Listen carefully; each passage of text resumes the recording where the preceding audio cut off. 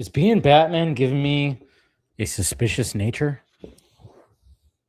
Yes. Yes. Yes. Absolutely. That Absolutely. would happen with everybody, right? Like if you got given this duty where you get taught by the best, the world's greatest detective, of course. Yes, everyone that you meet knew you're going to cross-examine. You're going to do all the things and everything. Did doing the stream make me an alcoholic? Yes. Okay, good. Just checking. Functioning. Functioning alcoholic, yes. Functioning. Yeah, that's it. We're happy Wine Wednesday, everybody, and happy DC Fan-imated Day. We are here. We are talking Zeta, baby. And this is something that's going to be, that we're going to be talking about in the future. Yes. This year, probably, I think. Yes.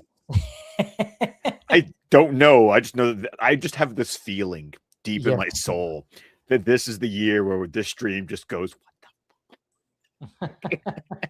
Right. Oh man, yeah.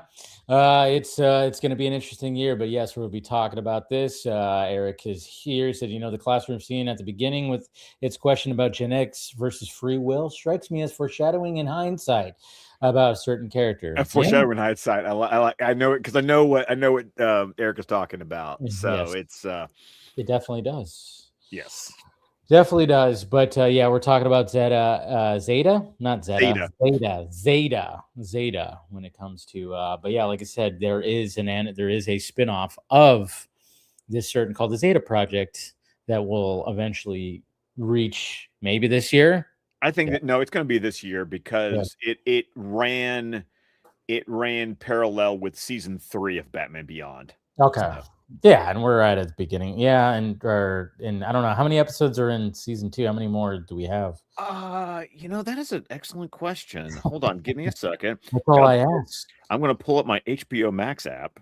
Do you do it? I still love the fact that I own these episodes, but I still watch on HBO Max. It's so right. I know, right?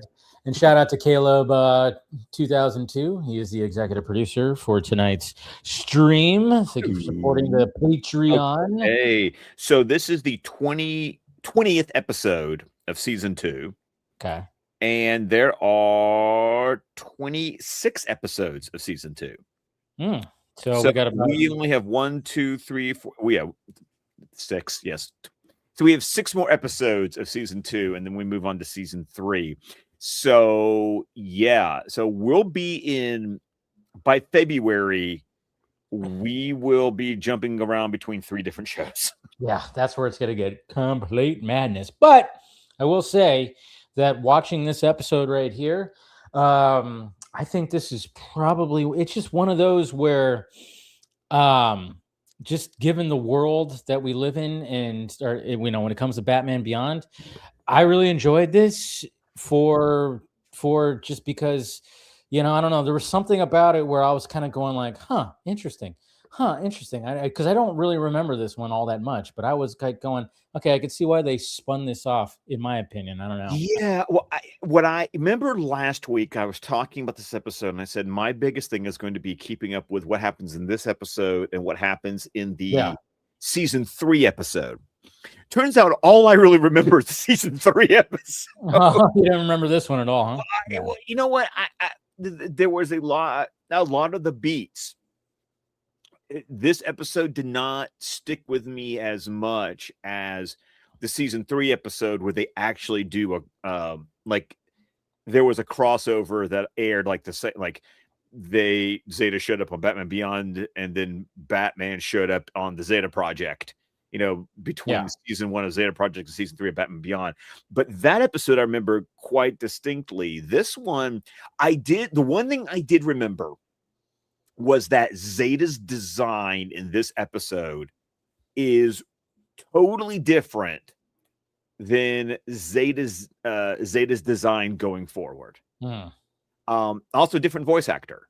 Okay. Because once the Zeta Project went to series, they got a different voice actor to be Zeta, and then of course that actor carried over in the second appearance in season 3 of Batman Beyond.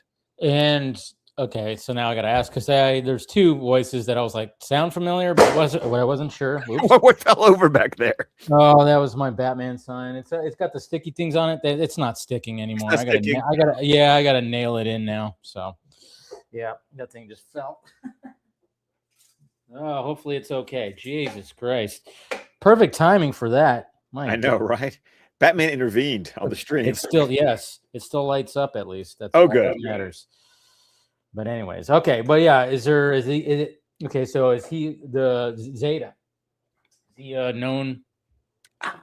And no, not really for me. Gary Cole is the actor who voices Zeta in this episode. There it is. I know who Okay. Gary Cole is. I have his Funko Pop right over here. I have Gary Cole right from Office Space. Wait, is that this? Hold on. Is that the same Gary Cole? Are you thinking the same? Is that yeah? Like I'm gonna need you to work.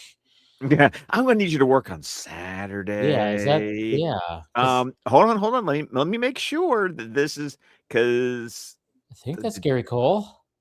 No, it is. Yep, you were correct. It is. Yes. Okay, I knew the voice sounded familiar, and I was like, I'm gonna kick myself. And I'm kind of kicking myself, but not that much. Because that's fine. No, but that. Yes. So he was the voice of Zeta for this episode and this episode alone. Okay. Because when it goes to series, it's a different actor. Okay. Okay. All right, and we'll get to that when that comes about. Exactly. And then there was like the dude who was like the main dude of like the team. What was this team called? I don't even remember. Oh, it was the NSA. The NSA, yeah, okay. Was that guy? Somebody? Agent Bennett is the character's name. Bennett. There you go. Bennett. His name is Joe Spano. Joe Spano. Yeah, I don't know. He's one of those been around for a while. His big thing was he was a lieutenant on Hill Street Blues, but he plays a lot of cops. So he's one of those journeyman actors, just consistent. Yeah, his face kind of sort of looked familiar. Like I was like, I've seen you in something. Oh yeah. Oh yeah, he's been in things. But yeah, it's not one of. Man, there's something that all of a sudden I just saw one picture. I'm like, oh, there's something almost hit where I was like, what movie? Okay, hold on. Let me look this up because the big thing, like I said, his big credit was Hill Street Blues. Yeah, Hill Street Blues. Oh God, he does look so. Yeah, he does look so familiar. He did some NCIS. Primal Fear. Yes. Yeah, it was Primal Fear, but Apollo 13. He was the director. He was the director of NASA. There it is. Yes, that's where I knew that face. When I saw that face, I went, "There's something." And Apollo 13, bam, right there. All of a sudden, I see the character because I fucking love that movie. Oh my God, yeah. I love that movie too. I mean, I don't know how failure is not an option. Yeah. Oh my God, the movie is just so freaking good, And even though you know what's gonna happen, every time I watch it, you still get all like tear up. I still just like I love it when we're going off on a tangent right here. I just love it, like, when they're waiting him, and obviously it's dramatic, and it's like, and all of a sudden you hear, Houston, blah, blah, and then everybody cheers, and I love Ed Harris, as Gene, what's his name? Gene, whatever the hell his name is. Ed Harris is like my favorite character in the movie. Yeah, like the way that he just sits down and just like, like totally tears up and just like, I don't know. I just love that. I always it chokes me up. I don't know. Every time he does that. And then, yeah. Anyways, that's right. He was that guy. Okay. Well, there you go. Now I knew both of the actors, both the voice acting. I was like, oh man, I better not get that. Like where Scott's going to be like, oh, you didn't know who that was. You know who that was. I can be a little bitch. Let's be honest. I was like, oh man, he's gonna get me with one of those, isn't he? I'm like, because I recognize these voices, but thankfully, no, they're not like too recognizable. No, they're not. I think I get thrown off because of the actor who becomes Zeta later. Like that's what was throwing my brain off. And like I said, and then his robot design looks a lot more humanoid for Zeta Project. Yeah. So the way this episode starts, and like Eric already alluded to it about the fact that it's like you got Max, you got Terry that are in a classroom, and you got a teacher talking about how basically talking about twins who didn't grow up together, didn't even know about each other, but they grew up with such similarities. And, even though they were not growing up together, and it's just basically saying that genetics plays an influence on that when it comes to our lives. And then, so in Max is kind of like, yeah, but I don't know if I want to like just how I'm coded. Is that going to be just how I end up being? But it's like, which also is very foretelling for this episode because it's all about Zeta being, am yes, I what I was programmed to yes, be? Or, exactly. So yeah.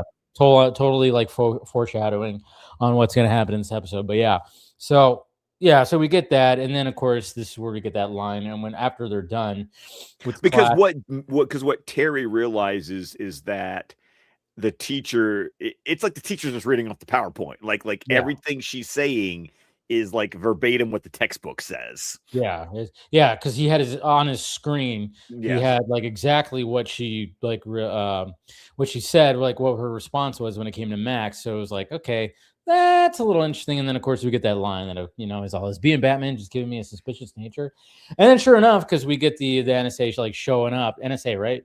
Yeah, the NSA, National Yeah, Security Agency. yeah, and they show up, or they're actually there already. They're already looking, and then when the teacher walks by, all of a sudden, and then all of a sudden she's just getting chased, and everything starts going crazy. And then naturally, Terry has to like, got to get into the costume and intervene into this madness. Of course, being very surprised when the teacher's like trying to get away, and they're going on like a little chase sequence. Well, first she like leaps up and like runs on the roof of car. Yeah. So it's like, oh, okay, yeah, she is a freaking robot. No shit. And it was like, okay, yeah, naturally. And so obviously Terry's following all the madness. They get her to crash the car, but then she just tears right through the car and starts firing away. Well, because then she pull like from out like yes, she pulls out like she starts like double wielding and just like it's like Master Chief in Halo. Yeah, it's pretty cool. It's actually pretty. I mean, like there's just something about this episode that was just giving me like this more. I mean, just this vibe of like, oh yeah, this is. You got robots pretending to be teachers. I don't know. It was just there's something about this. You've got a sketchy government agency. Yes. Yeah. So it just felt like that kind of traditional sci-fi futuristic movie where it's like, what the hell was getting the whole time? Because you commented, you reacted to a post I made. I'm reading A Scanner Darkly by Philip K. Dick. Oh yeah. This episode gave me all like. There you go. All kinds of Philip K. Dick vibes. There you go. Yes, stuff like that. Because I've read. I have that book, and I've read that a long time ago. It's the what's the book called? What Do Androids Dream of Electric Sheep? Yeah, exactly. Which is Blade Runner. Basically the basis of Blade Runner. It is Blade Runner, but so it's like, it's giving me those kind of vibes. Like, oh yeah, this is something because. Why the hell, what is going on? Why is this teacher like that? And then, of course, we find out, obviously, when all that's happening, and then, Batman is saving people, saves these, these two young ladies from an exploding car. And then, yes, we see what Zeta looks like without the disguise. We finally get to see, obviously, it's an interesting design, and I can kind of see maybe why they upgraded it, because it's a very interesting. It's design. Very robotic, but it doesn't look human. Yeah, especially really, it's the head unit that you can't really relate to it because it just looks robotic. Funny enough, though, we will see a similar design later on in the animated universe that they kind of went back and tied it back in. Like we're talking like Justice League. Like they go back and they start like laying the groundwork for this robot design. So just we'll have to point it out when we get there.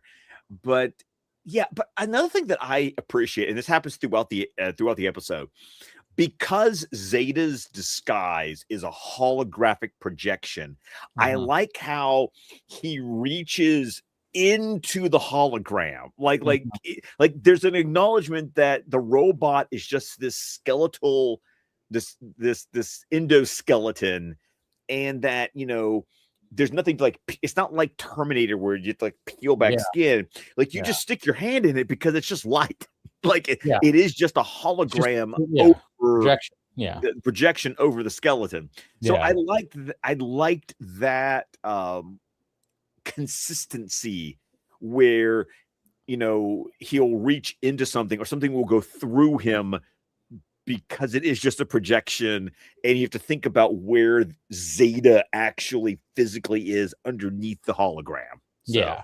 It is pretty cool. Like, yeah, because they could have just went the whole like kind of cyborg route, where it's yeah, it has like an actual shell, a physical shell, but no, it's just a projection. So, which makes it a lot easier because you know, essentially, when we learn about this robot, this you know, this the Zeta, I guess, whatever Zeta, whatever. Infiltration Unit Zeta, was I think Yeah, was there you the go. And official term. it's supposed to mimic. It's supposed to mimic what it and that in essentially replace people when needed. Yes, So and dispose of them as and well. dispose of them, which is the thing that it's struggling with. So and then of course naturally, you know, we get Barbara in this episode, which is always nice to see Barbara Gordon, of I course. love episodes like this where Barbara is just like a boss bitch. And Yeah, she's like, she's sitting in her office talking to Bennett, like, what the hell are you doing in my town? yeah, And Terry's there in camouflage mode, you know, listening to everything yeah, as Bennett gives us the exposition dump on what yeah. Zeta is. There's of course because you need the dump, and then it's like you know that's funny. I don't know. Yeah, I said it like It that. is an exposition dump. Let's Yeah, it is. it's It what the is. scene exists for. Yeah, it But at does. least they do a Well, thing where Bennett is explaining it to Barbara. yes. No, So it all needs to happen. We are getting a little ahead of ourselves because she does go to the apartment of the yes, teacher first to find the teacher tied up, and then of course finds a disc that says like human biology. basically it was the So textbook. Like it's the yeah, textbook. So the really textbook. So that's why everything sounded so, you know, dry. robotic. Yeah, yeah, exactly. when, and that's why Terry was like, huh? But yeah, so but then yeah, we get to the explanation from Bennett, and then it's cool too because you know, obviously Terry thinking that, oh yeah, nobody knows I'm here, but Barbara knew he was there. That is It such was a all boss I know, I move. love that. I was like, she's gonna acknowledge that he's there, right? And she just Yes. goes, you get all that? And then he was just like, nah, I guess I'm losing my, you know, I forgot exactly what he says, but it's like, I guess I'm losing my touch. yeah, something like It's that. like, But I'm like, no, hey, we're I'm talking like, about Barbara. you realize this is Batgirl. You know, it's like she was taught also by your Bruce. mentor. Yeah. She was like, it was like, hello. It's like, you know, just because you're in camouflage, she's probably gonna sense and maybe heard a little something. It was like, oh, Right, like you I know creaked on he's the here. floor or something. Yes. Like You know, it's it's like as lightly as you were trying to step there, Tear, she probably, you know, Bruce taught her well for yes. sure. So, She's also got a few more years of this than you do. exactly. Let's be fun. Did you notice that there was a portrait of Jim on her Yeah, desk? I saw that. I was like, oh, that's cool. No, nice little Easter egg that we can that they like to put in there, which is cool. So then we get to Max, who is like basically at the school library, kind of late at night, or you know, just at a computer. I don't know if it's like the library, maybe it is. Who knows? It's Computer future. lab, you know. Yeah, whatever it is. And then we get Dana. I almost said Data. Data. Different Android. Different Yes. Android. Similar, yeah. All the Zeta talk, I was like, I combined the names right there, and then talked about a Star Trek Next Generation character. Anyways, so yeah, we get Dana coming up to Max and like, hey, you need a ride to the study group, and then there's always that funny little thing where it's like, you know, obviously it's like, oh, it's just Max, she's just being Max. See, I knew Max was Zeta. Like I knew that was Zeta. Like that Yeah. was yeah. But you know it is, and then it's like, and then of course she does a little foul up because it's like, you know, she gets the pronouns mixed up. God forbid. That you know when it comes to like, oh yeah, whose house they're going to, who you know, the study group, right? Study group because it's a him, and he assumes it's a her. Yeah. So she of course messes up, but then it's like, you know, but if you're not, yeah, it's kind of obvious. Like, oh, okay, that's not really Max. Definitely not really Max, because they just had to put that in there, of course. And then, of course, Terry. Let's see. No, this was No, now because Zeta goes after back. this Yeah, scene, yeah, because then Zeta goes back to the chip factory where yes, he's holding Max, and he's yeah, like, "Now we're gonna go back over your classmates, and we're gonna be very specific." yes, exactly. And so trying to get, yeah, when it comes to all that, but then at the same time, it's like, okay, well, that's, he's got her tied up, and then you're just, yeah. It was funny because seeing the whole Max tied up thing, I was like, okay, things started ringing bells, and I was like, oh yeah, that's right. And then she wants to help him, right? I mean, that was like, stuff started ringing back to me a That little thing bit. that we Yeah, always do, where we start going. This is the point of the episode where things start like the yeah, tumblers start yeah, clicking, where it's like, exactly. oh yeah. Exactly. So, and then the next day at school, Terry approaches Max, and then, And you know, by the way, once again, I continue to be so proud of Terry because he immediately goes, "Yeah, you're not Max." Like, yeah, "Yeah, you're not Max." yeah, No. he was just like, he immediately goes, oh, yeah, you're right. Yeah, I was just whatever. I'm just after school. Sure, I'll see you after school. Fine. And he just, yeah. And again, good on, he got taught well, because even when he like leaves the room, and then he looks through it, and he's got that suspicious look on his face, like, dun, dun, dun. Duh. Yeah. Sorry, I was doing the Kill Bill. I was like, you're doing the Kill Bill thing. Zoom in on the eyes. Yeah, so yeah, he suspects, and I was like, okay, cool. And then, then we get back to, Zeta going back and like basically giving Max is like, she got out. She's untied now and gets the door open, but then there's Zeta right there looking like her, and then of course changes, and then gives her like, hey, here's a sandwich, and it's basically her favorite sandwich. Right, So, if I'm not mistaken, it's because Terry said something, and that triggered Zeta knowing that was her favorite sandwich. yes. Yeah. Which So once again is part of the character. It's kind of that thing that makes you start to trust Zeta. Like Zeta is not actually trying to hurt Max. He's keeping her alive. Here's your favorite sandwich. Of course, Max immediately starts like, oh yeah. I starving. mean, starving, and then that's your favorite sandwich. I mean, that thing probably tasted the best she's ever had it since the first time she had it. So anyways, I'm not saying they're going in that detail, but I'm just imagining, like, you're so hungry, and then it just the tastes person. Hey, Yeah. I've been there. I remember when I came back in 2005, when I came back from a month-long trip in Great Britain. I remember coming home, and all I wanted, I told my parents this. I was like, we're going to go to a Cracker Barrel. I've been on a plane for like 18 hours. We're gonna go to a Cracker Barrel, and I'm gonna have a chicken fried steak, mac and cheese, fried green tomatoes, and a big old glass of sweet tea. Because I've been in England for a month, and I needed some real food. Yeah, there is something about, oh man, there's something about when like you maybe been like on like a certain kind of kick, and then you're just like, I mean, I've been there too, where it's just like, oh yeah, you just do. And I mean it almost happens like, maybe not every week, but every other week there'll be times after a long vodka stream, I go to this little spot right around the corner from my house and get a fucking hefty ass chorizo and egg and cheese breakfast burrito. That is like hangover food to the max, where it's just like, it's like you're just waiting, in the drive-through, you get it, and you're like already smelling it, getting on the way home. And man, when you just open that thing up, you pour the hot sauce on it, you take that first bite, it's like, For me, after being in England for a month, and I'm just like, I am from the South, and yeah. all I want, you want that country fried steak. It was chicken fried steak. Chicken fried steak, sorry. Chicken fried steak. But I was just like, I need the food of my people. Yes. Yeah. I was like, okra, mac and cheese, chicken fried steak, sweet tea. The boy from Alabama needs his Southern food. I never got into chicken fried steak. Oh, man. it's so I don't know. good. I don't know what it is. Like, I'm just like, no.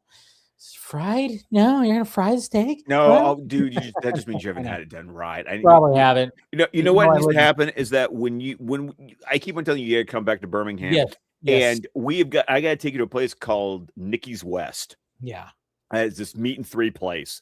I mean, it is so I think food. I think you're correct because the only time I remember like really having a chicken fried steak is when I had some kind of TV dinner that was chicken Oh, fried. oh, oh, Yeah, oh, God, oh, garbage, God, garbage. oh, God, no, You no. know how it was, those kid cuisines or whatever the fuck that we used to eat, or like, you know how it was. You grow up, my mom's raising two boys, essentially, not fully by herself, but my dad's off playing army. So it's like, we had to have those. And No, I'm that's sorry. why, like, You I need think that's something why that was chicken made fried by a steak. black grandmother. That's Yeah, that's what you need. there it is. There it And is. Yeah. let's just put our cards on the Put it in. table. Yes, You that's know? what it is. Like, it's got to be a black grandmother for sure. No, I get it. I get it because, man, I've heard like, but I just was like, I don't know. When I think steak, I'm like, no, what? We're not doing that. But then again, I'm like, well, I haven't had a proper one. You So have not yeah, had a proper one. No, no, yeah. no. So I know whenever, where to take you to get the good to get yes, the real thing. yeah. One of these days, I'm going to just make a trip back east and visit because I people know this, but I did was born in Alabama and then moved and then went back and was lived there for 3 years. So I know Alabama a little bit. And it's just funny because being mainly a Californian, when I tell people I was born in Alabama, they go like, "What the fuck?" It's Yeah, always but I yeah, always I love got that. to bring you back here, and I got to give you like I got to give you the real the real thing. The Like real let's get you the good stuff. yes, Yeah. So yeah, I understand how Max could just look at that yes. sandwich and just be like, Yeah, just Mhm. 100%. So, and I'm really uh, hungry now. I'm I sorry. know, yeah, I know. Does this get you hungry? Luckily, I ate before all this, so I'm I good did. over I haven't eaten since like here. 3 o'clock. So Oh. yeah. So obviously, like, Max is like, okay, so now you're being all nice. What the hell's going on? And so, we get the conversation of like, we get to know who Zeta was and what he was actually supposed to be. And then Max is just kind of be like, hey, well, you don't have to be the killer robot dude anymore.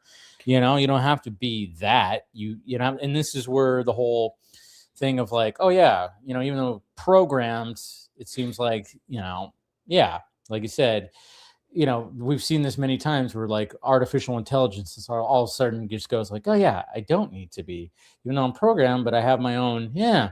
And then I love this scene of like, he walks to like this like trash compactor thing or whatever in the factory, and he just starts pulling out all these weapons, like just like it's like a crazy amount of weapons, of course. He's just loaded up. He's just pulling out all these guns and everything like that. And Well, because it's funny. you see in the Yeah. design, it's got like Yeah. those like a rib cage, and you can Yeah. just imagine that like at least he's got like 6 pistols Yeah. right there because there was 3 slots on each side. So it's like Yeah. choo choo choo choo Yeah. choo. Kind of reminds me of that scene where, like, in Last Action Hero, Yeah. remember when, like, he's like, only one gun, Jack, and then all of a sudden he just starts pulling like all the weapons That out. or Naked Gun, where Yes, Naked Gun's done that too. Yeah. So yeah, funny little moment right there. So then it's like, okay, so then Max, of course, feeling relieved, and then they're gonna leave, but then of course Batman he intervenes where he shouldn't this time. well, Because but let's well, be but he didn't fair. know. He didn't know. You know, he is Yeah. operating with a certain set of information. So Yes. he is I mean, let's put the cards on the table. Zeta was designed to be an infiltration, replace, and destroy unit. Like the whole point is you send this robot into a situation where you want him to assassinate Mhm. whoever the target or targets are. Yeah. So based on what a infiltration unit is for, Batman is responding in an appropriate manner Very much so. based on the Very much so. information that he gleaned from Agent Bennett. Oh Now, man, of he comes course, crashing through that fucking door too, man. oh yeah. But of course, Bennett is operating on the idea that the terrorist cell that Zeta was sent to infiltrate he's operating on the understanding that they must have captured and reprogrammed Zeta. So now Zeta is working for the terrorists. Yes. So yeah, so we get like, obviously a shootout that's all happening and everything. I mean, before this happens too, even like Terry pulls Max aside, like, what the fuck? You like, why are you stopping this and this, that, and this? And of course, she's trying to explain to him, like, no, he's good. He doesn't want to do that anymore, and blah blah blah. But of course, he was like, did you see what happened before this? I mean, like, what are we doing here? It's like, so yeah. So it's funny because even though like you're like, no, Terry, stop. At the same time, you go, well, we understand why he's doing this because, like you said, he's only got a little bit of information. And this is what's good about this story is that it's just slowly because then, but look at the way Zeta responds when Batman attacks him. He defaults, to his basically his core programming because he starts kicking Batman's ass. Yeah, he starts finding weapons. He's ditched the weapons that he had like loaded, but being a resourceful little infiltration unit, he finds a way to turn other things into weapons, and especially when the NSA shows up. Yes, he does. He basically takes that thing that basically is just like that. It's like, I don't know what it is. It's like a laser that it's like a laser cutter. Like a laser cutter thing, or that it like, something. Yeah, you're probably right. It's something like that. But he just decides to just grab that and use that as a gun. I mean, it's like he's got like the Gatling gun on his shoulder. It's like pretty much just like and he's just like using it, and it's like it's pretty insane. And it's like, but that's part of his programming. It's like, okay, I don't have my weapons. What can I use as weapons? And he does a good job. So, but then it's funny too because Batman also does. He uses it the same way. Well, I mean, actually, before this, like obviously Terry gets like kind of almost like knocked out, and he's about to get crushed in the factory, like by one of the little things, and then Zeta rescues him. So kind of like showing like, hey, I'm good. I'm sorry. Good. Yeah, I didn't mean to. I mean, you came in attacking me first. That was on you. But now that I kind of knocked you out, I wasn't gonna kill you because I'm good. Well, and then Max is there being his better angels, and kind of being that voice, like, hey, if you want to turn over another leaf, here it is. Here it is. Here's your opportunity. But then after this whole big shootout with the NSA, like Batman uses, because obviously they're even Zeta's like kind of like getting his ass handed to him, but he uses that same little like laser thing, just kind of blows a hole into like a wall or whatever the hell, grabs them both and just freaking jets out of there. And it's like, okay, cool. So it's like I really like this. There's like a cool like moment of like hero trying to save friend from evil robot, and then evil robot fights back, but then saves hero, and then hero is too friend, like, what the hell, he's good now. It's just like a whole big thing. The whole thing. I was trying to break it down. I appreciate that. I was like, it felt like you're playing with your action figures. I know, right? I know. Oh, your helmet is so big. Sorry, Spaceballs reference. I didn't see you playing with your dolls again. Now, this next scene was the one that I like, because here's where we get the lowdown about what happened on Zeta's last mission. Now, I will tell you, as kind of as a tease, there is an episode of the Zeta Project where we see this mission. There you go. That makes sense, because if they're going to emphasize that story within this story, I wouldn't be surprised. Like, why wouldn't they show that? Well, because Robert Goodman, who wrote this episode, who gets creator credit for Zeta, became the showrunner or the head writer for the Zeta Project. Oh, so okay. Makes sense. There you go. So this idea about he infiltrates a terrorist organization through the accountant. So the accountant is not a terrorist. He just works for the terrorists. Yes. And how that always happens. Yeah, I know, right? But then Zeta is impersonating him with the accountant's family, and it is through that experience that he kind of gets that human experience. Like Yeah, that. he talked about seeing the dude's daughter, like saw Ride a her bicycle for the first time. Yeah. And it's like, why did I witness this? This is not what I was not supposed to be here for this, No, And that's not. I can't take away his Yeah. ability to see her grow up. Mhm. It's a great moment. It happens a lot in artificial intelligence robot stories. There's usually that moment where they have a human experience and it changes them. And then you get into that,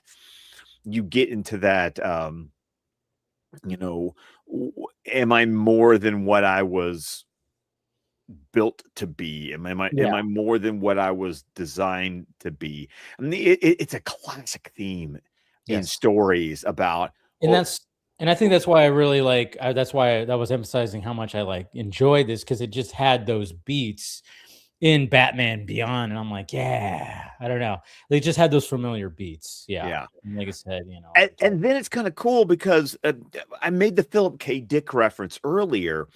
And then, as I said, as I'm reading A Scanner Darkly, when Max gives him the idea of, well, if you want to create a new persona, how about you just mix and match the people that you're having? So I thought about the scramble suit in A Scanner Darkly. Yes. God, man, that fucking. I know. I saw that you were. You said you were reading the book, or you got I'm reading the book. I'm reading the book for the first time. I saw the movie years ago, but I'm just one of those people that's like, I'm really familiar with movies based on Philip K. Dick. Yeah, I know, right? But I need to so this is like his 5th novel that I'm reading. So so I decided now. There was a podcast that I listened to that does like a little tax on a book club at the end. And so they chose A Scanner Darkly because I'm just saying, if you're paying attention to the news, the book is a really good read right now. I'm just gonna say, I know. Scanner Darkly, I remember when it was just on. I mean, it had to come out 20 years ago. I think you're right. Hold on. When did it had to be mid 2000s, because 2006. 2000. So it was exactly. It was exactly 20 years ago. Yeah, because I was I remember when I came across that, and I was just mesmerized by Keanu Reeves, Robert Downey Jr., There's Winona Ryder, and it's all in that crazy it's called Rotoscope. Rotoscope, that's what it's called. Yeah, I couldn't remember what it was called. Yeah, I remember it's a Linklater movie. Yeah. Oh, that's right. It is a Linklater movie. Yeah, that's right. And it's just kind of one of those that just became kind of like this culty type of because it got the critics tore it apart. Ripped it apart. Yeah. But I was like, this is so fucking good. There was another, wasn't there, or was it the same movie? Wasn't there a movie about dreams that also kind of followed that thing? I don't know. I have to look that up. There was I think there was another movie that had to do with dreaming. The cool thing about A Scanner Darkly is the movie is it is the most faithful adaptation of Dick's actual work. Everything else is really just kind of we were inspired by Philip K. Dick, but then the movie kind of does its own thing with the ideas that Dick laid out in his book. Kind of like Blade Runner kind of. Nothing like the book. No. Yeah, nothing like the book. Because I remember reading the book going, holy shit, this is philosophical shit. Yeah. I was like, this is not, I knew it wasn't going to be like it, but I remember just sitting there and I started reading. And I was like, wow, this is philosophical kind of, this is nothing like what Blade Runner is. But then, when I finished, I was like, okay, I see what they did. It took the ideas. Yes. And turned it Dick into was good with the ideas, and especially the books he wrote in the 60s when he was really high on whatever he was high on. It almost seems like some of the writers, we're talking to you, Stephen King, who come up with some interesting shit and they don't even remember doing it. Yeah. because by the 70s, by the time he's writing A Scanner Darkly, he was off the drugs because Yeah. he actually dedicates that book to the friends who died Oh yeah.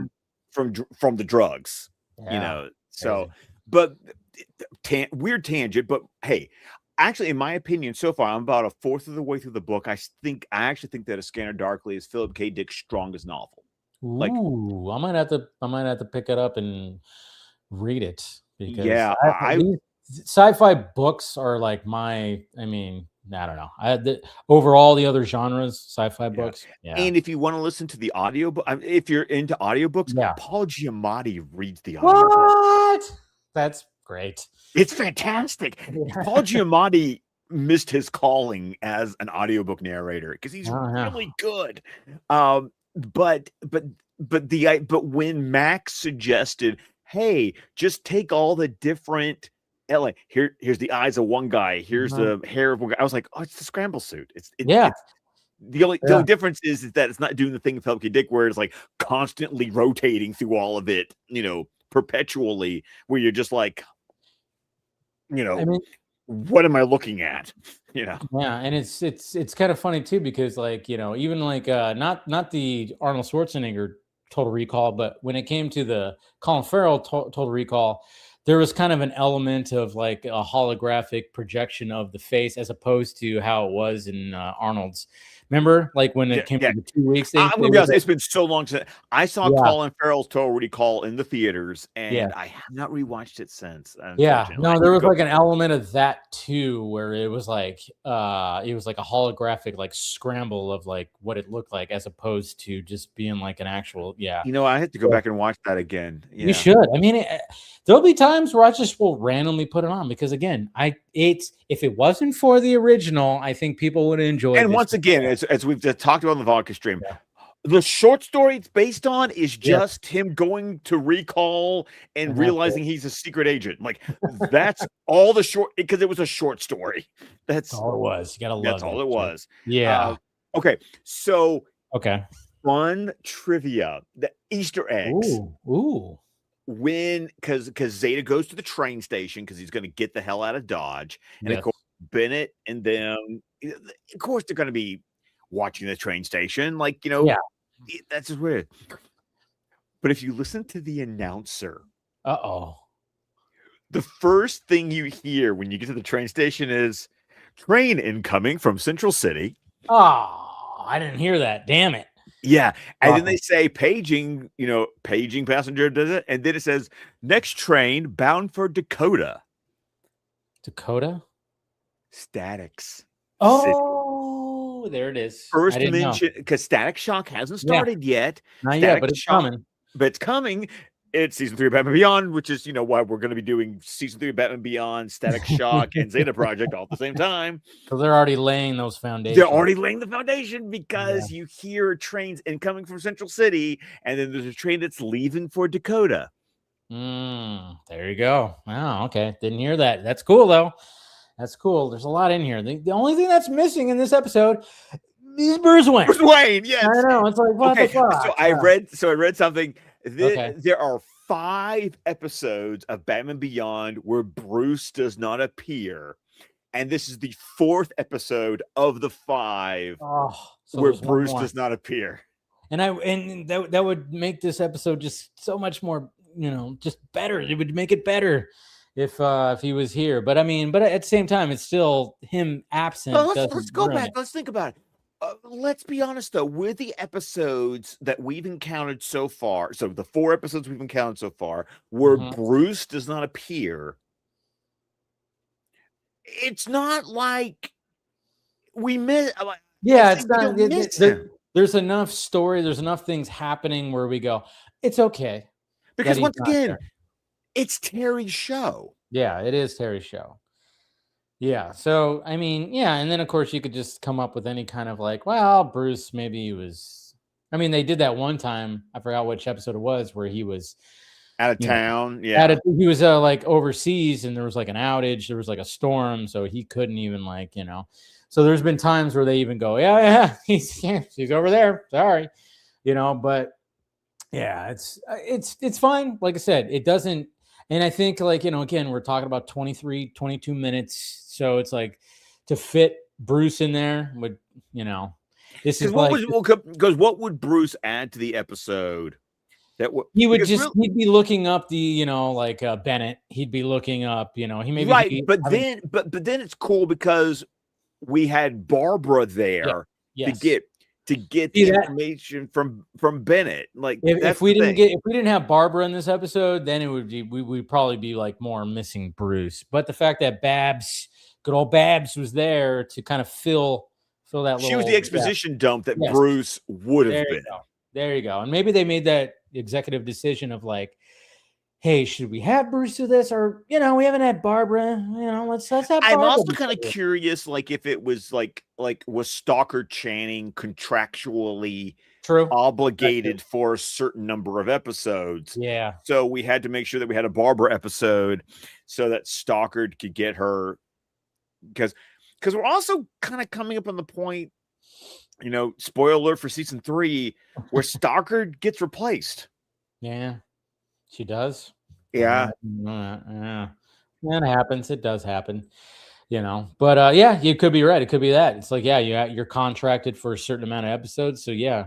So they were like, oh yeah, we got to, do that. And I'm sure they had it all pretty much, planned before that. But so yeah, we got the train station. And then of course, we got the NSA is just like, it's that whole, again, it's like a tropey thing that I don't get sick of. It's the fact that it's like they're looking for, but it's somebody who's very much blending in this future world. And of course, they're all looking around and there's all the different people. And then there's always going to be that one thing, something always never goes smooth. You think like, oh yeah, it'd just be easy just to sneak through. No, something always has to fuck up. And this is where we're going to dive into it. Oh, this is where we're picking up on the clip. This is where we're going to do it, because it's like, you get these two like little snow bunnies who are like, which is so weird. We're in Neo Gotham and there's just nothing about Neo Gotham. About that.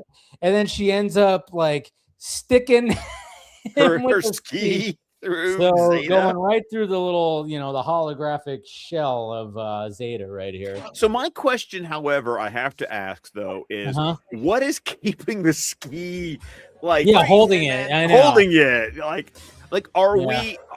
My head canon was the idea that this is a hard light projection. Because that could be it. Yeah. It's kind of like Green Lantern. Green Lantern is using a construct of light. The explanation has always been that it's, quote, hard light. Like the photons are so packed together that you are creating something solid almost. Something solid, yes. Yeah. So, and I love like the glasses on these guys. What is it about cops in the future in like wicked shades? I love it. But she wasn't wearing shades. Yeah, she wasn't wearing the glasses, and then he wears different glasses. It's like, okay, so they used his so then they could see through people, through the holographic projection. Like he's not wearing and shades. That guy doesn't have them. Yeah. So like, do you have to have a certain rank to wear the shades? Like maybe. I don't know. Could be that. I love the freaking score. Ooh. Come on out, Zeta. Nobody blames you. You're malfunctioning. Let us take a look at you. We'll make you better again. See, now I hear that guy's voice from Apollo 13. Fucking A. No, we forgot to mention during our discussion that the whole thing that Zeta's been doing is that he discovered where his homing beacon was, so he had to have the materials to be able to basically build a scrambler to turn off his homing beacon. And then we get this little intense moment right here where it's like, is he going to do it? And then Batman's like, I'm about to throw a batarang, and then he just does that. Who I want to be. Yes, I decide who I want to be. But then, of course... Okay, one question though. If Terry is standing there with a batarang, I know, throw it at him. Then it pulls out the ankle holster. Why doesn't he throw the batarang? Yeah, I know. I was like, Terry, throw your batarang at fucking. And of course they're like firing at him. Oh, dramatic. Oh shit. No. Now I did remember that this was a hologram. Yeah. Get down I did know that Zeta was synthoid. bullshitting right Come here. On, let's go. Because it was It's clearly pretty he cool. was standing there taking the fire for the Yeah. intention of doing Being this. perfectly fine, and then he's like, "Oh, just kidding." And then, let me turn into a human projection again. Now this is closer Around to this way. the He fell over here. projection that he ends up using in the Zeta Project. Yeah, that makes sense. And then it's cool that Terry was like, "Oh, let me just drop a little fucking bomb right here to make it seem like he blew up or something." Self-destruct? Well, Start digging. start digging. Like, of course, fucking dick. Final Yeah, boarding call, monorail 17 on track 3. on track 3. And then, of course, the whole, like, okay, he gets away. Terry, of course, is happy, and then he flies. Harry flies off into the sunset, Well, even though we never see a sun in Neo. There's not really a sun. I know, we barely, never a sunset. Just he flies off into the purple neon sky. But yeah, no, it's like one of those where it's like not a cheesy, nothing cheesy. We've had some cheesy ones, which I appreciate. Don't worry. We've had some but this felt like, it felt like a Philip K. Dick story. It definitely, this one felt rooted in the cyberpunkness that we've talked about with Batman Beyond. A little bit more actiony, Yes. but the ideas are there on a Saturday morning cartoon level. Yeah, 100%. So yeah, very, very enjoyable level. Yeah. Do we miss Bruce a little bit? Sure, but we got Babs. She was awesome. So it doesn't take away, maybe it would have added a little bit to it. Sure. But at the same time, we're talking about, we always say 22 minutes, folks, on a Saturday. So what do we got next week? An episode that I have no idea. The title gives me nothing. Nothing. I even looked, because when I was messing around with HBO Max, I even looked at the thumbnail. So there's a returning character, but still, it's what's his name? It's the crazy character.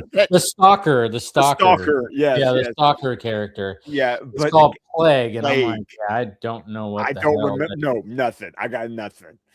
I am sure I will remember it when I'm watching it, but right now, this is not one of those that I go, oh yeah, that episode. Oh, can't wait to talk about. No, it's not gonna be that. No. Oh man. So there you go, guys. That is Zeta. Like I said, this is just setting the foundation for the future when it comes to the Zeta project, and really good episode, really good sci-fi. Which I said by February, March at the latest, we'll be talking about. Yeah, it's gonna be fun. It's gonna be fun. So and then of course next week we'll check out that. And now to the movie portion of DC Fan-imated that we started talking about.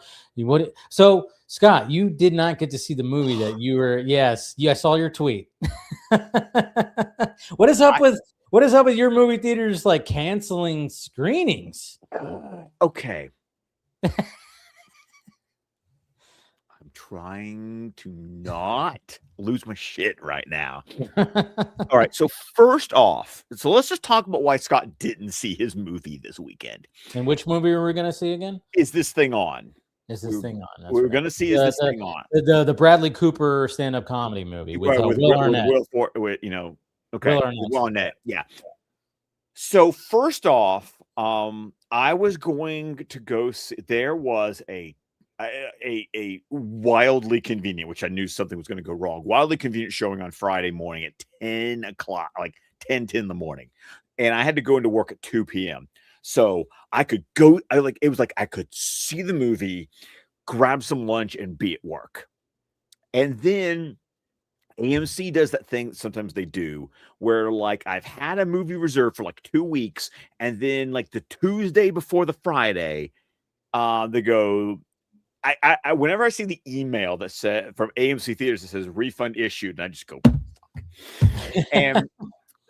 And so the normal excuse I get is scheduling conflict, which usually just means I probably was the only one who bought a ticket, and so they just canceled. They'll do that more often with like the early screenings. If I'm the only one who buys it for an evening screening, they're fine. But it's like or it could be that they just couldn't get anyone to show up for work, that morning. So I didn't get to see it on Friday. So I ended up picking up an extra shift at my second job, and then still ended up going into work at my primary job. So then I said, okay, late on a Sunday, because I don't go into work until 10 a.m. on Monday, so I could sleep in. So going to see a late movie is not going to be a big deal. Then like 5 o'clock on Sunday, I get an email, refund issued. And I'm told maintenance issue, whatever that means. But the problem was, however they, quote, refunded my ticket for the maintenance issue, it didn't give the reservation back to me. And so it was locked. Like, it showed a check mark like I had seen the movie. But what happens with A-list reservations is that if you have an A-list reservation for a movie, you can't make a reservation for a movie occurring at the same time, because they'll tell you that your reservations are in conflict.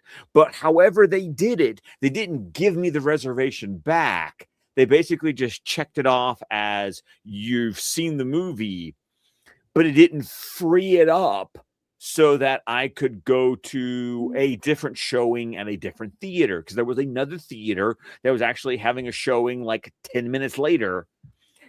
But the way that they, quote, refunded the movie to me didn't actually give me my ticket back. And so I couldn't go see it. So I still have not seen Is This Thing On? Oh, man. So, and I don't know when I'm going to see it, because I have another movie that I'm going to go see this Sunday. And that is No Other Choice, the Korean movie. Oh yeah, they have a lot of that got nominated for awards, and I've seen the trailer. It looks good. It looks really good. Ray has already seen it. Ray has seen it. Wow. Ray has already seen it because it wherever she was, she caught the. I thought you meant Ray, not Raya. Raya. I mean Raya. Because that's why I said, "Oh, Ray," because Ray, he has a list. He doesn't see movies, and he always has a list. So I was like, when you were talking about Flight, I thought you were talking about Flight Cast Ray. No, I'm talking about Glimmering Harvey. Ray. Yeah, no. Okay, now I understand. Raya does see movies. Like, Raya. And Raya, of course, lives in an area where during a limited release she can catch this. Like, this movie is just now opening, nationwide this weekend. Gotcha. But she said I'm probably going to love it. So, but the trailer looks like, if you haven't seen the trailer, it's basically about this guy who's going up for a job and is so concerned about not getting the job that he ends up just killing all the other candidates for the job. Whatever it takes. He does whatever it takes. I will be seeing The Bone Temple 28 years later tomorrow, which I am very much looking forward to, because apparently people are going, it's better than 28 years later. And I was like, oh shit. Because I was kind of wondering about that, because, when it comes to this franchise, I've been a fan of the franchise. I've seen every single one of them in the movie theater. And when it came to 28 years later, of course, coming out so much later, I enjoyed it. Not, of course, it wasn't as good as the first. The second one is kind of like a one-on-one. It's a toss-up. It's still good, because I rewatched it after I watched 28 years later. And I went, oh yeah, this movie is still. It's Danny Boyle, for fuck's sake. Right. But this is the first Alex one. Garland writing, so Yes, and Alex Garland writing. Now this is the first one that's not Danny Boyle. This is Nia DaCosta directing this. Still one. Alex Garland writing it. It's still, but and then of course Boyle is still very much involved. So it was kind of like, oh, interesting, because we are now getting, and I'm not doubting Nia DaCosta, even though the only thing I've really seen from her was The Marvels, which was an absolute shit sandwich. But I've said that you need to watch Hedda on Amazon Prime. Yes, you've with told Tessa me about Thompson. that. Yes, and that's right. That just came out too, not too long ago, right? A couple of months ago, like it was like November-ish, because she also did the Candyman remake. Yeah, and I didn't see that either. So I'm only going on the Marvels, but I know that she got fucked. She got fucked when it came to that. And so, and I heard good things about the Candyman remake. I've heard good things about it. I mean, even Tessa Thompson got nominated for a Golden Globe for that. Oh, she deserved it too. Yeah. So So then when the reviews for the Bone Temple started coming out, people were like, it's better, and you're not gonna believe where it fucking goes. I'm like, thank you. That's what because 28 years later does a good job of being like, okay, here's what things are like now, and it does a really good job with that little story when it comes to this certain little family, like Aaron Taylor Johnson and whatnot. And then it sets up Ralph Fiennes' character. Ray Fiennes, yeah. It sets him up, but then it's like, but he's there for a little bit. But I'm like, oh yeah, but there's going to be more because we know that he's going to play. He's going to be the main character in the next one, and people are just going, oh, and I'm going, yeah. And the way that 28 years later ended, I was like, oh, okay, you're doing a good job setting it up. So yeah, very much look forward to that. You never really got into those movies, huh? I've never seen them actually. Okay, so there you go. Yeah, it's not really up your alley. Zombie is not really my go. Like, because you've had you're not good at like people. I've seen. I've done Zach's Dawn of the Dead. Yeah. I've done Warm Bodies. That was cute. That was cute. Good. Yeah. I like the early seasons of Walking Dead. It just but zombie has never been my go-to. Like, if you're talking about the monsters, zombies have never been like my. I'm a vampire guy, really. Like, if you want to talk about monsters, I love a good vampire movie. But zombies have never been my thing. Yeah. I will see certain movies on occasion.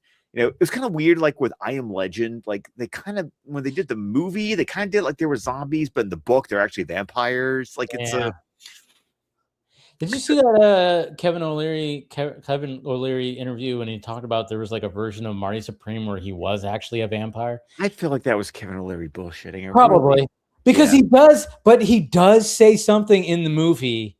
He does say that, which is funny too, because I saw a talk show he was on for Halloween and he dressed up like a vampire for the talk show. Yeah. So it was kind of funny because I went, oh, he's bullshitting. But I'm like, wait, there was a line in the movie where he said he was like, he's lived for like 400 years or something like that, where he insinuates that he is like this, creature walking amongst humans. But I was like, but it's just like a line of like, he's just fucking arrogant and I'm like, I'm powerful, rich, and all this kind of stuff. So yeah, he probably was bullshitting, but it was just kind of funny. Kevin O'Leary is a showman. He's an investor, but he puts on a show. He puts on a show. So but I saw a bunch of people going, I wish this would actually have happened. I'm like, no, that would not have been good for the movie. And I'm like, I'm pretty sure he's bullshitting, but I get it because I was like, he did say that line where he said, what Kevin O'Leary is doing? Yeah, he's selling. He's selling. He's ginning up interest. I mean, he's doing what he does. Yes. So I mean, yeah, and then of course, like I said, a lot of people were commenting about that, and it's like, I was like, yeah, as cool as that would have been, like crazy to see, it wouldn't have fit the movie. No. You just add like all of a sudden he is a vampire. No, that would have been ridiculous. So yeah, he was most likely, but it was funny seeing people like pass that around. But I was like, oh wait, he did say something. There is a line he does say that he's like. I know. I remember the line. He's lived over 400 years. Yeah. And he's like, but I was like, that was just a line that he was saying because he's rich and powerful. But Marty Supreme, people, go see it. Such a good movie. That's a fucking good movie. And I think Chalamet. I'm loving that Chalamet is getting the awards because I was impressed. Like I said, I was never big on the Chalamet train, liked him in Dune. Haven't really watched too many other things, like all the other stuff that he's been in. But I didn't hate him. Dune is the movie, Dune. I always tell the story that, like, for me, like DiCaprio, it took Catch Me If You Can to get me on DiCaprio. And then he followed it up with Departed, and I went, okay, I get it now. Yeah, because it's Chalamet, like, you're like the skinny little heartthrob that's like they're trying to turn you into a leading man. Yeah, you're pulling it off, as much as I really love Dune. And I'm like, yeah, you did your role, but I'm like, he's good for Paul. He's fat. He's a great Paul, but at the same time, there is an entire cast too.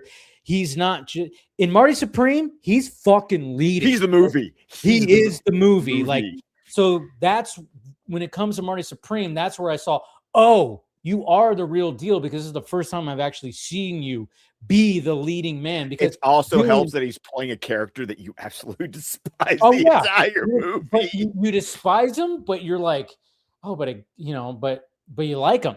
You're like, you kind of like him a little bit because just the way he is. You're like, yeah, man, he's hustling. But man, there's sometimes you go, really? After all that, you're still trying to ask for money? It's like, yeah, he's such a. But again, like the way that it starts and finishes is pretty crazy. It's a great movie. It's a fantastic movie. So movie. There you go. That's our movie talk when it comes to. Hopefully Scott gets to see. No other choice. Let's just. What movie you're seeing again? Sorry. No other choice. No other choice. Yes. No other choice. And maybe, if it hasn't, just disappeared, maybe I can try to look around with my schedule and find if I could still see is this thing on. Because I still want to see is this thing on. I do too, because I love stand-up comedy, and I like Will Arnett. And there's actually comedians in that movie too. I was like, oh shit, what's her name? Oh, I was like, oh yeah, cool. So I'm kind of curious about it. But I'm based on a true story too, right? I think it's based on a true story. Is it? I think so. I think I think Bradley Cooper heard about this comedian who was getting a divorce and decided to do it and talk about it, and it just fascinated him. So I'm pretty sure. And I know he was on Rogan this past week. I have to watch that episode. I'm pretty sure we'll talk about it. But yeah, I just have to, like I said, I'm going to enjoy. I think the truth. Korean cinema is. I've always fucking good. It's kind of like for me, like Japanese and Korean cinema. I have, when we talk about foreign cinema, I've never been big on French. I've got one German movie that I absolutely adore. Have you ever seen The Lives of Others? No. It won Best Foreign Film the year it came out. Highly recommended. It takes place during like the East Germany, West Germany days, and it's about a Stasi policeman listening in on the lives of others, and like him having like a moral crisis as he's like spying on other people. It's a great movie. You gotta check it out. I'll have to check it out. Put that on the list for sure. Fuck, what did I watch this? Oh, you know what I watched? What? On Saturday. I watched that movie Ash. Remember that there's a movie called Ash that came out that starred Eiza Gonzalez and Aaron Paul. Sci-fi movie. Okay, I remember hearing about it, but I never saw it. It got a theatrical release, and I remember even my dad asked me about it. He's like, "Have you heard about this movie Ash?" I'm like, "Yeah, I saw something about it, but I don't know. I'm not sure what it was." It came out. It was like, I think it was a January release of last year, or it was just one of those, like, it was released, and I remember I saw like a little thing on it, and I'm like, that looks interesting. So I watched it. Yeah. That movie is a psychedelic, crazy fucking space movie that I enjoyed. Not gonna lie, it's on Hulu. It's on Hulu. Okay. On Hulu. So I suggest it because it was like the director is like some kind of musician dude who he actually is in the movie. I have never heard of him. I forgot his name. But I was like, oh wow, this is a very like, whoa, this is like the visuals and everything. And then of course you're like going, wait a minute, is things, but I suggest it. Pretty damn good, good little sci-fi. I will put it on my watch list. Yeah, a little crazy sci-fi, just psychedelic, weird movie. So yeah, definitely check that out. So yeah, I watched that on Saturday. I was like, cool. So there you go, guys. All right, that's our movie talk. And like I said, next week we will be talking Plague. That we have no idea. We have no idea. We don't know what the hell is that. We just know there's a returning character of the Stalker that I forgot which episode he showed up in where he was stalking. Oh, he showed, because I remember we joked because he showed up in an episode that the title sounded like another character What? Oh, I totally. Oh, maybe I can look. It was season 1, right? Yeah, I think it was season 1. Let's see. see. He showed up in. It wasn't season 1. Maybe it was season 2.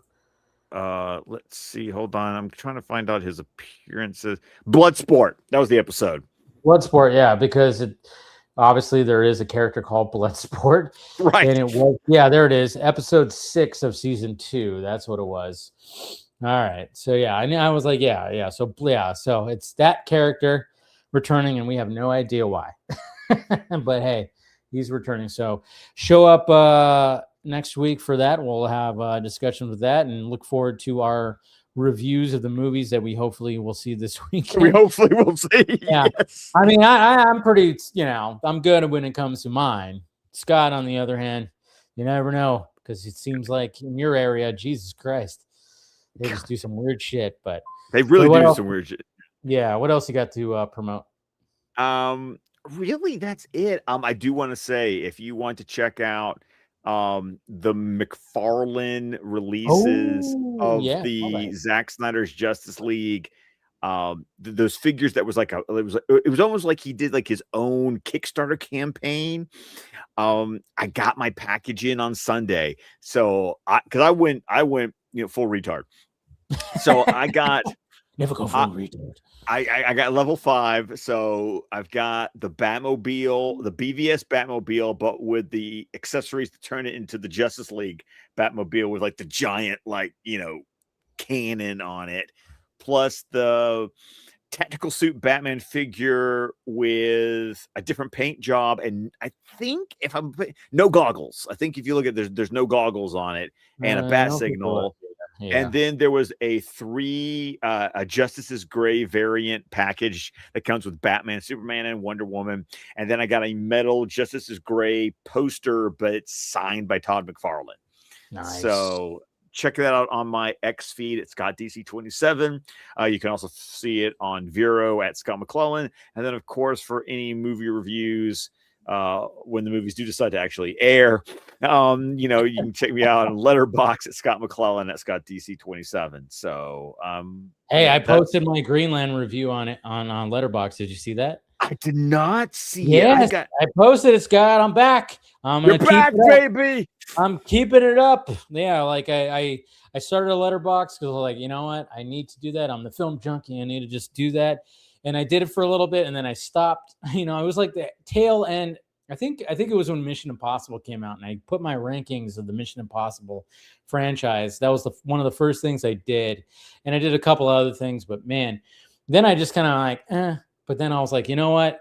Because Scott said you need to get back into it. I'm like, you know what? I'm going to make it my goal to, right? So I did post my Greenland 2 review on there, and I posted on Twitter too after it was over the weekend. So yeah. So I'm back, baby, and I'm gonna keep it up. I'm gonna hold you to that. I know you are, and that's the thing. That's what's gonna keep me going, because I know you will hold me to that. And I know, follow us on Letterboxd.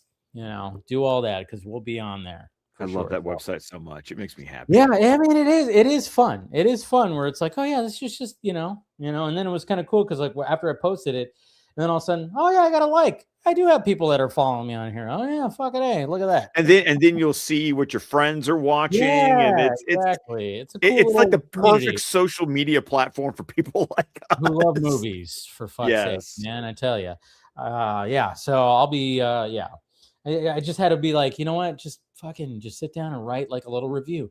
Doesn't have to be anything too crazy. Just write a review. I usually write it in the seat as the credits are rolling. Oh, do you? Oh, so you get like your initial reaction. That's cool. Yeah. Because sometimes unless I still say, if you ever want to see what it looks like for me to write an article, look up Ripley on Netflix. If you want to see me write like a multi-paragraph freaking review, I went bonkers on my Ripley review. Like that was the one that I was just like, I love this so much. All right, guys. So we'll see you next week, or see you in the Vox stream or whenever. And so we love you, and we will talk to you